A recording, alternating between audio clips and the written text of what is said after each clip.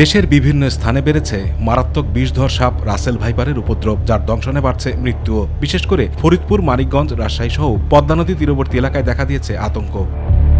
পদ্মা তীরবর্তী মানিকগঞ্জের হরিরামপুর উপজেলার চরে জেঁকে বসেছে রাসেল ভাইপারের আতঙ্ক। কেননা গত ৩ মাসে এই সাপের কামড়ে মারা গেছে ৫ জন। স্থানীয়রা পিটিয়ে মেরেছেন অন্তত ৩৫ থেকে ৪০টি সাপ।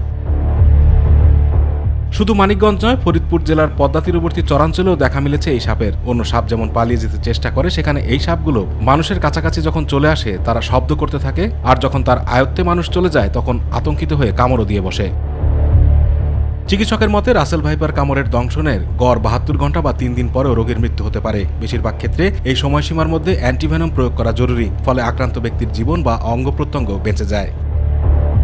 রাসেল ভাইপার সহ যে কোনো সাপ দংশন করলে শান্ত থেকে অতি দ্রুত চিকিৎসার ব্যবস্থা করতে হবে। ওঝার কাছে যাওয়া যাবে না, চিকিৎসকের পরামর্শে নির্দিষ্ট অ্যান্টিভেনম প্রয়োগ করতে হবে। শরীরের যে স্থানে সাপ কামড়েছে সেটি কম নড়াচড়া করতে হবে। ঘড়ি বা অলংকার পরে থাকলে তা খুলেও ফেলতে হবে। কাপড়ের গিঁট ঢিলা করতে হবে। সিনেমার মতো কোনোভাবেই কামড়ের স্থান থেকে চুষে বিষ বের করার চেষ্টা করা যাবে না। কামড়ের স্থান আরও কেটে বা সেখান থেকে রক্তক্ষরণ ঘটিয়ে বিষ বের করে আনার চেষ্টা করা যাবে না। বরফ, তাপ বা অন্য কোনো ধরনের রাসায়নিক ক্ষতস্থানে প্রয়োগ করা যাবে না। কামড়ের স্থান শক্ত করে বাঁধা যাবে না, এর ফলে বিষ ছড়ানো বন্ধ হবে না এবং আক্রান্ত ব্যক্তি পঙ্গুও হতে পারেন। এই নিয়মগুলো মানলেই সাপের দংশনে মৃত্যুর সংখ্যা কমিয়ে আনা সম্ভব।